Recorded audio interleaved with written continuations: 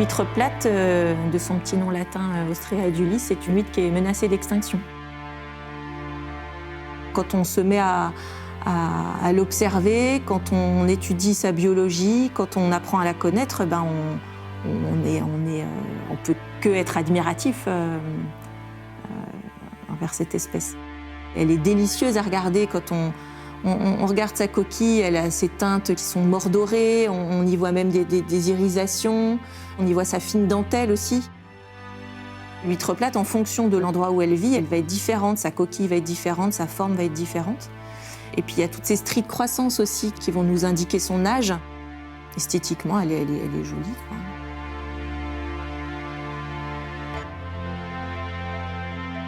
Tous ses organes sont beaux, elle a un manteau avec des petits cils qui sont magnifiques. Elle a ses branchies, elle a son cœur, elle a son muscle, elle a son appareil digestif. Et en fait, je trouve que tous ces organes, ils sont agencés de manière très harmonieuse.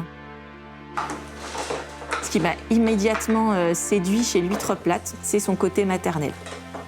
En fait, l'huître plate, elle a une fécondation interne. Cette fécondation va donner lieu à des larves qui, elles, vont être incubées, couvées par l'huître femelle pendant environ 7 jours.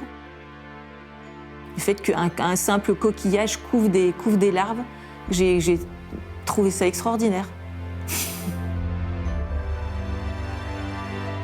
Si on ne la préserve pas, si on n'entame pas des mesures de restauration, c'est une espèce qui est menacée de disparaître.